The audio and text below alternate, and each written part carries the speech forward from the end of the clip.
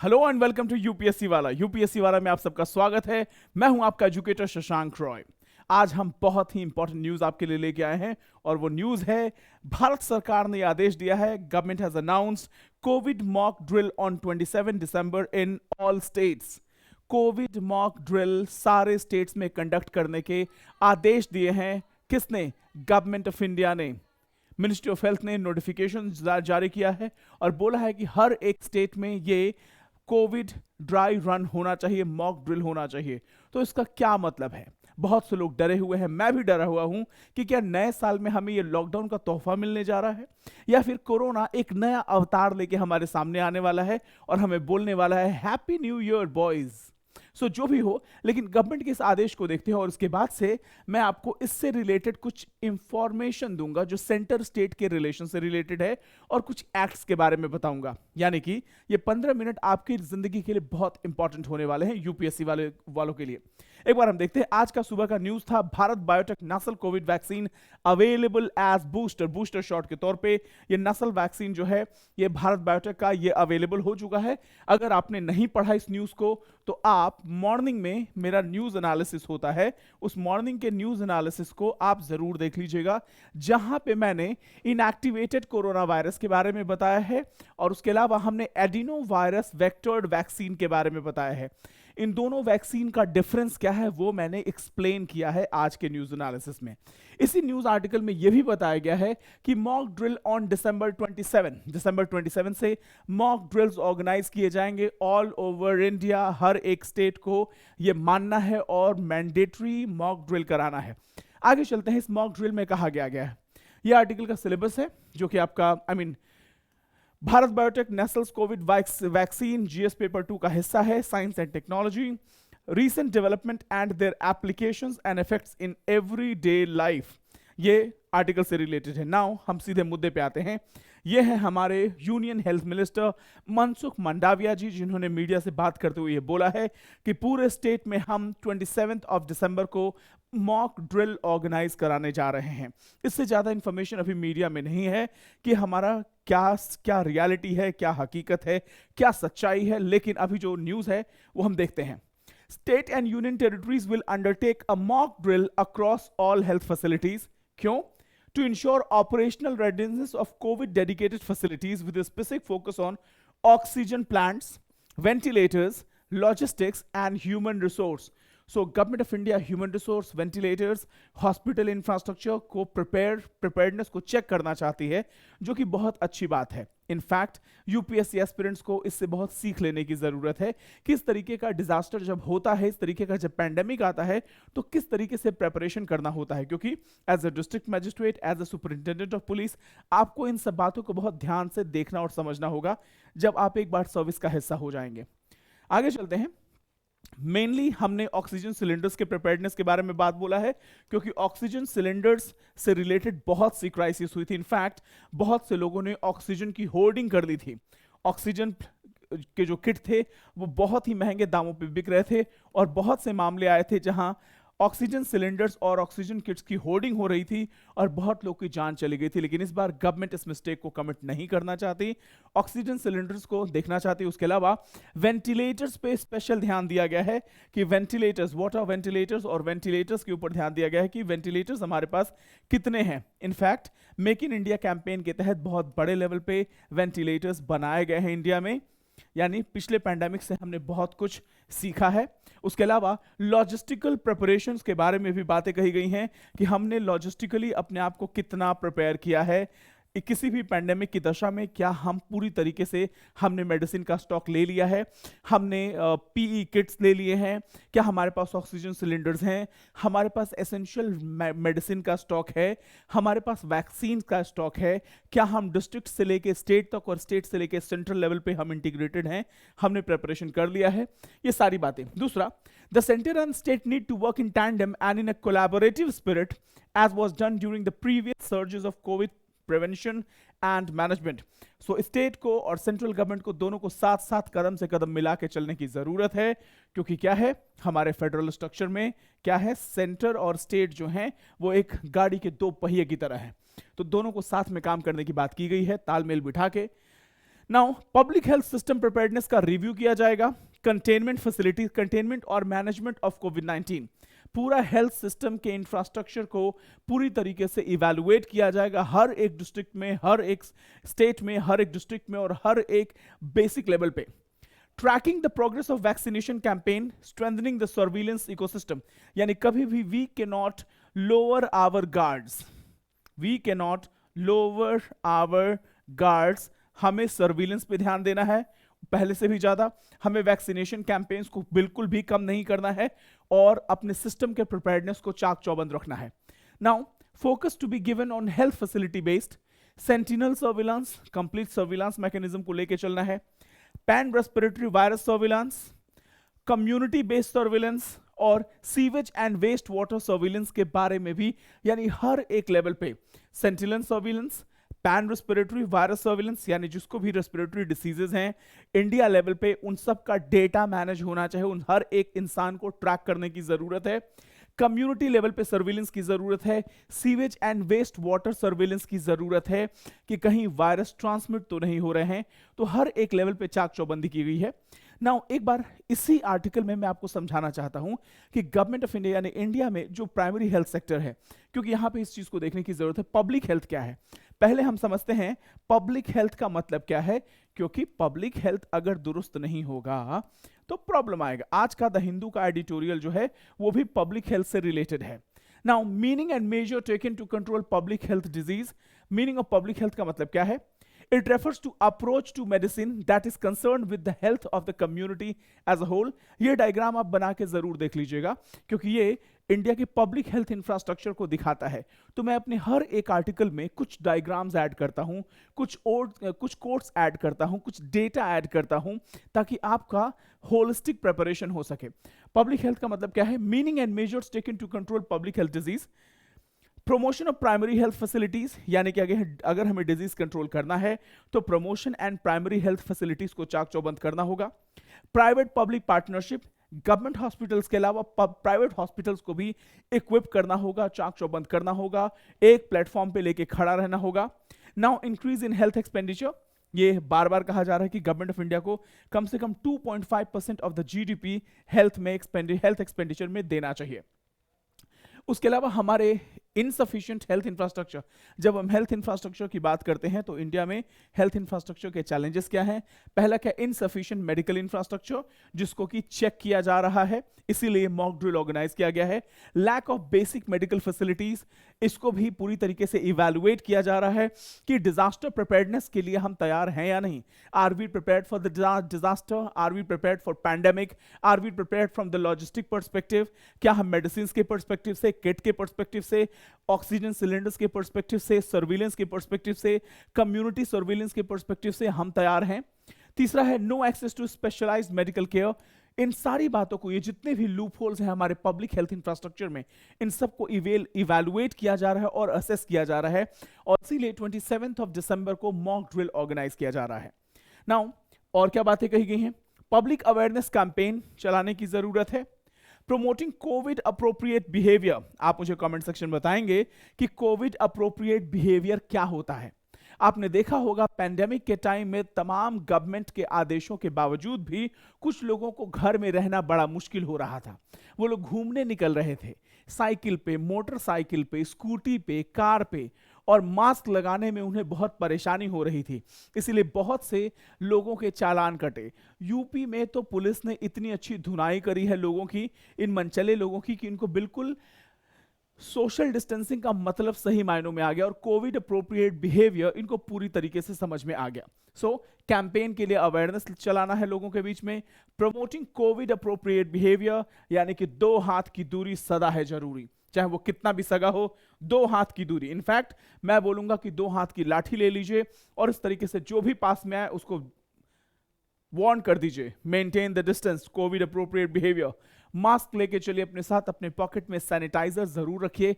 Public places में बहुत ज्यादा घूमने की कोशिश न करें, क्योंकि 25 ऑफ कल ही क्रिसमस है और नए साल में लोग अपनी भावनाओं पे कंट्रोल नहीं करते हैं और जम के पार्टी में जाते हैं और नए साल के सेलिब्रेशन में बहुत भीड़ भाड़ वाले इलाकों में जाते हैं।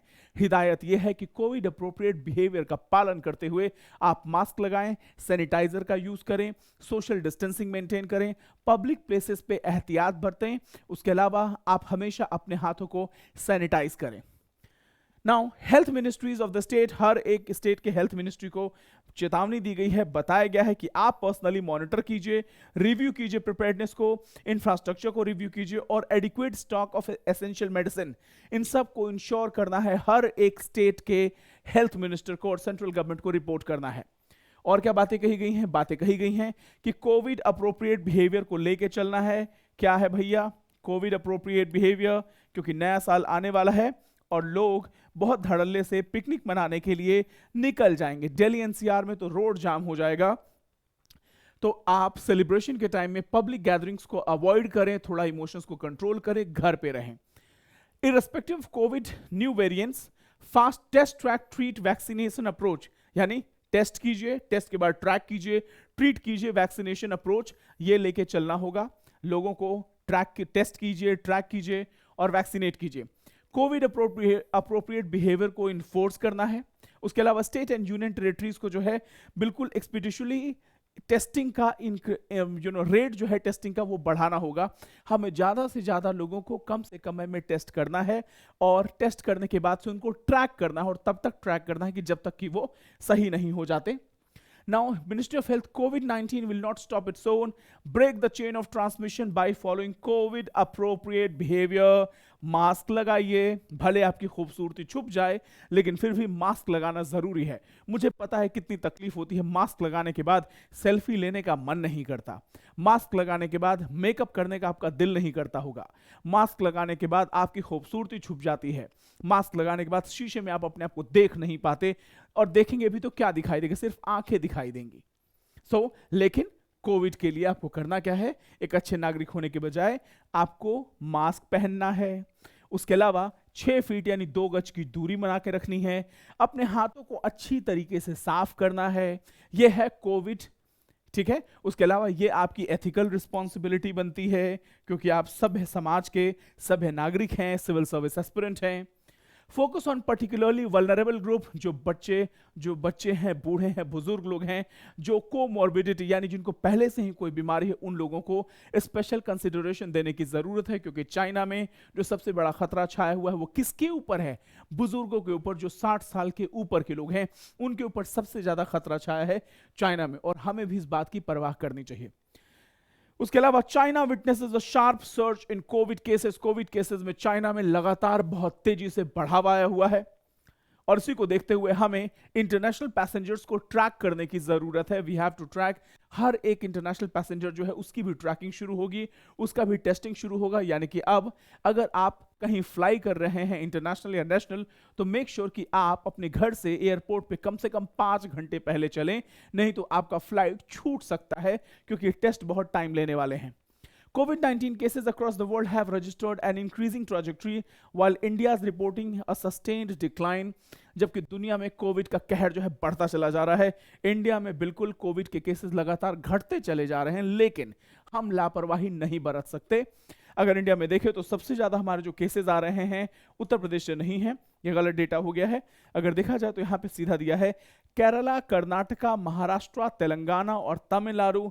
अकॉर्डिंग टू 78% जो केसेस हैं वो हमारे 4 स्टेट से हैं। केरला से, ये जस्ट रिप्रेजेंटेटिव इमेज मैंने लिया है, ठीक है। केरला, कर्नाटका, महाराष्ट्र, तेलंगाना और तमिलनाडु से 78% केसेस आ रहे हैं। डेली न्यू केसेस आ रहे हैं सबसे ज्यादा, लेकिन उसके बावजूद भी जो डेली केसेस हैं वो बहुत ज्यादा नहीं है, तो घबराने की बात नहीं है।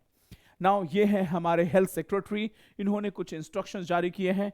Monitoring and reporting of district wise influenza like illness, severe acute respiratory illness cases in all the health facilities. India में जितनी हेल्थ फैसिलिटीज हैं, अगर किसी को माइल्ड सिम्टम्स भी हो रहे हैं, अगर किसी को छींक भी आ रही है, इन्फ्लुएंजा जैसा कोई इलनेस है, सीवियर ब्रीदिंग से रिलेटेड प्रॉब्लम है, तो क्या करना है, उनको रिपोर्ट करना है इमीडिएटली और उसकी टेस्टिंग करनी है, ट्रैकिंग करनी है। हम लापरवाही नहीं बरत सकते। और कहा गया है taking stock of existing hospitals capacities in terms of bed availability, logistic requirement. So हर एक हॉस्पिटल में स्टॉक टेकिंग करना है, मेडिसिन कितने हैं, अवेलेबिलिटी कितनी है, लॉजिस्टिकल प्रिपरेशन कितने हैं। उसके अलावा adequate testing in all district, maintaining the recommended share of RTPCR and antigen test. So ये सारा स्टॉक आपको मेंटेन करके रखना है डिस्ट्रिक्ट लेवल पे। उसके अलावा अगर आपके हेल्थ सेक्टर के, हेल्थ केयर के एम्प्लॉयज को अगर फिर से रीट्रेन करने की जरूरत है मेंटल लेवल पे, फिजिकल लेवल पे, क्लिनिकल लेवल पे, तो प्लीज आप उनकी ट्रेनिंग ऑर्गेनाइज कीजिए जितनी जल्दी हो सके, क्योंकि हमें प्रिपेयर्ड होना है। Now testing bye conducting dry runs in hospital. तो यहाँ पे क्या, ये इस हॉस्पिटल में अगर देखेंगे तो बेड पे आपको कोई नहीं दिखाई देगा, ये सारा का सारा ड्राई रन हो रहा है। ड्राई रन का मतलब क्या है कि आप मॉक ड्रिलिंग कर रहे हैं कि क्या सारे हॉस्पिटल्स प्रिपेयर्ड हैं, क्या हॉस्पिटल में सारे वेंटिलेटर्स काम कर रहे हैं, बेड काम कर रहा है, क्या हमारे पास सैनिटेशन और हाइजीन से रिलेटेड सारे प्रिकॉशन लिए गए हैं, हमारे पास पी किट हैं, हमारे पास आरटीपीसीआर किट हैं, हमारे पास एम्बुलेंसेज हैं, हमारे पास वेल ट्रेन्ड ऑफिशियल्स हैं। इन सब को, ठीक है, इन सब को ड्राई रन किया जा रहा है। Now random corona virus testing of international arriving passenger, international passenger जितने भी आ रहे हैं उनकी रैंडम टेस्टिंग करनी जरूरी है। अब यहां तक तो कहानी है जो सबने पढ़ी है, लेकिन इसके बाद हम कुछ और बातें करते हैं। इस पूरे आर्टिकल में कहा गया है सेंट्रल गवर्नमेंट ने स्टेट गवर्नमेंट्स को इंस्ट्रक्शंस दिए हैं, स्ट्रॉन्ग वर्डेड इंस्ट्रक्शंस दिए हैं कि हर एक स्टेट को कराना ही कराना है, मैंडेटरी है। तो ये बात कुछ अजीब सी नहीं है कि स्टेट जो है, जो हेल्थ है वो स्टेट सब्जेक्ट है। अगर हेल्थ स्टेट सब्जेक्ट है, then how central government got a power, या फिर सेंट्रल गवर्नमेंट किस आर्टिकल के तहत, किस एक्ट के तहत ये अपने पावर का यूज करता है कोविड रिलेटेड इंस्ट्रक्शंस को इन्फोर्स करने में। ये क्वेश्चन यूपीएससी मेंस 2020 में भी पूछा गया था। चलिए सबसे पहले हम सेंटर स्टेट के रिलेशंस को समझते हैं। सेंटर स्टेट की रिलेशंस में तीन होते हैं, आपके फाइनेंशियल रिलेशंस हैं, आपके एडमिनिस्ट्रेटिव रिलेशंस हैं और आपके लेजिस्लेटिव रिलेशंस हैं। और हम लेजिस्लेटिव रिलेशंस की बात करेंगे। क्या करेंगे? लेजिस्लेटिव। पहला है फाइनेंशियल, दूसरा है एडमिनिस्ट्रेटिव और तीसरा है लेजिस्लेटिव रिलेशंस। हम ये समझने की कोशिश करेंगे कि वो कौन सा एक्ट है, वो कौन सा लॉ है, सेंट्रल लॉ है, जिसके अंतर्गत सेंट्रल गवर्नमेंट को इतनी पावर मिलती है कि वो स्टेट गवर्नमेंट को जो है के ऊपर एक्शन और इंस्ट्रक्शंस इंपोज करे, इन्फोर्स करे, और अगर स्टेट ना माने तो उसके ऊपर एक्शन भी ले ले। क्या ये इमरजेंसी प्रोविजन में से आता है? वो कौन सा एक्ट है? चलिए सेंटर स्टेट रिलेशंस में हम और देखते हैं। अगर आप ध्यान से देखें तो यहां पे आपका पब्लिक हेल्थ है, वो स्टेट लिस्ट में है। Public health is a state list, तो आइडियली ये स्टेट के जुरिस्डिक्शन में है, लेकिन गवर्नमेंट जो इंस्ट्रक्शंस जारी किए वो क्या है, वो सेंट्रल अथॉरिटी के तौर पे जारी किए हैं। अब देखते हैं वो दो एक्ट कौन कौन से हैं। The epidemic disease act 1897, epidemic disease act 1897 जो है वो गवर्नमेंट ऑफ इंडिया को ऑल पावरफुल देता है, और इस एपिडेमिक डिजीज एक्ट के तहत गवर्नमेंट ने डिसिप्लिन इन्फोर्स किया स्टेट के तौर पे, स्टेट के ऊपर। और इसी एक्ट का यूज किया गया जब पेंडेमिक ने अचानक से इंडिया को अटैक किया। उसके अलावा डिजास्टर मैनेजमेंट एक्ट 2005, ये दोनों से रिलेटेड, एपिडेमिक डिजीज एक्ट से रिलेटेड क्वेश्चन पूछे जा चुके हैं यूपीएससी मेंस 2020 में। नाउ इस आर्टिकल को हम जरा समझते हैं।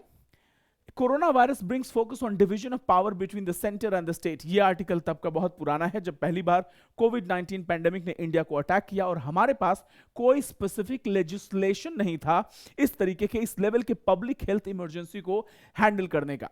ठीक, जब कोविड ने पहली बार अटैक किया था, जब फर्स्ट लॉकडाउन इंपोज हुआ था, उस समय पहली बार इंडिया के सामने इतना बड़ा हेल्थ इमरजेंसी था। और इंडिया में अगर देखा जाए तो ऐसा कोई हमारे पास स्पेसिफिक लेजिस्लेशन नहीं था जो इतने बड़े इमरजेंसी को हैंडल कर सके पब्लिक हेल्थ के डोमेन में। आगे चलते हैं। Now article 246 of the constitution क्या कहता है?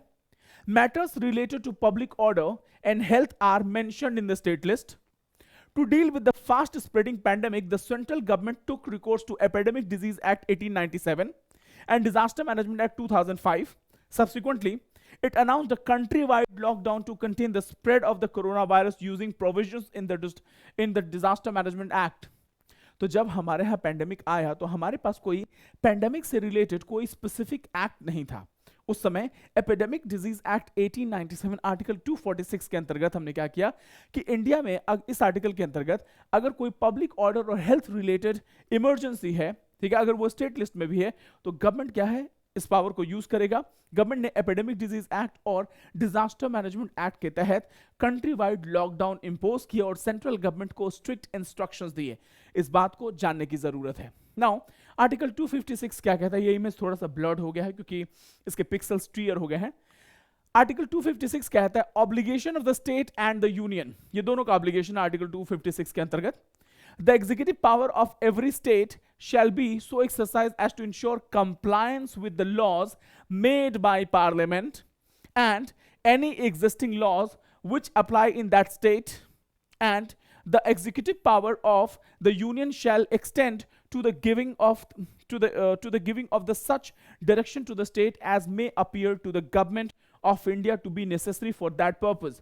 यानी कि ये एग्जीक्यूटिव पावर है, executive power of every state shall be so exercise to ensure, article 256 के अंतर्गत स्टेट के एग्जीक्यूटिव पावर इस तरीके से यूटिलाइज किए जाने चाहिए ताकि वो सेंट्रल गवर्नमेंट पार्लियामेंट द्वारा बनाए गए किसी भी लॉ को कंप्लायंस में ले, यानी कि उसको माने, उसको अबाइड करें। और इसी तरीके से आर्टिकल 256 और ये एपिडेमिक डिजीज एक्ट और डिजास्टर मैनेजमेंट एक्ट को अमल में लाया गया और इंस्ट्रक्शन कंट्री वाइड लॉन्च किए गए। As the virus quickly spread across the country, imposition of an emergency became inevitable, which could give the center wide-ranging power. Constitution में कहीं भी हेल्थ इमरजेंसी के बारे में मेंशन नहीं किया गया है और ये पहली बार था जब इंडिया इतने बड़े लेवल पे हेल्थ, आजाद भारत में इतने बड़े लेवल पे पैंडेमिक देखा जा रहा था। However, one central legislation became applicable, article 256 apply किया गया।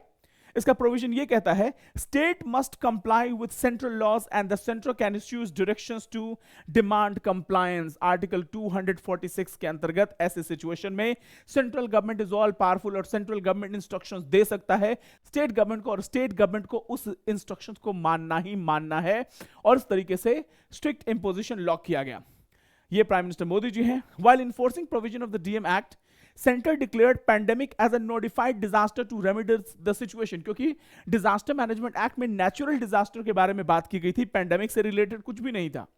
तो पैंडेमिक में डिजास्टर मैनेजमेंट एक्ट में थोड़े से बदलाव किए गए और पैंडेमिक को नोटिफाइड डिजास्टर के तौर पे मेंशन किया गया डीएम एक्ट में, ताकि इस एक्ट का यूटिलाइजेशन किया जाए। अदरवाइज डिजास्टर मैनेजमेंट एक्ट में ये पैंडेमिक से रिलेटेड, हेल्थ इमरजेंसी से रिलेटेड कोई बातें नहीं की गई हैं, वो सिर्फ नेचुरल इमरजेंसीज को, नेचुरल कैलामिटीज को डील करता है। नाउ डिजास्टर मैनेजमेंट एक्ट कहता है centre and state take all such measures as it deems necessary which leaves room for it to have almost sweeping powers. So disaster management act में जैसे ही आप लेके आएंगे पैंडेमिक को और उसको नोटिफाइड डिजास्टर के तौर पे रखेंगे, सेंट्रल गवर्नमेंट का पावर दशावतार विष्णु भगवान की तरह हो जाएगा। Central government will become all powerful. तो इस तरीके से एपिडेमिक डिजीज एक्ट और डिजास्टर मैनेजमेंट एक्ट में डिजास्टर को, पैंडेमिक को नोटिफाइड डिजास्टर के तौर पे एंटर किया गया, इंसर्ट किया गया, और उसके बाद से इन दोनों एक्ट्स के थ्रू पैन इंडिया लेवल पे मैंडेटरी कंप्लायंट इंस्ट्रक्शन जारी किए गए सेंट्रल गवर्नमेंट के द्वारा। सो दैट्स इट टीम, इसी बात को लेके इन्हीं दोनों आर्टिकल्स को यूज किया गया। हालांकि नेशनल डिजास्टर एक्ट में एपिडेमिक्स के बारे में कहीं भी मेंशन नहीं किया गया है, लेकिन इसको नोटिफाइड डिजास्टर्स के तौर पे इंटीग्रेट किया गया और इन दो एक्ट्स का यूज किया गया डिजास्टर्स को कंटेन करने में। लास्ट के जो 2 पेजेस हैं मैंने आपको बता दिए हैं।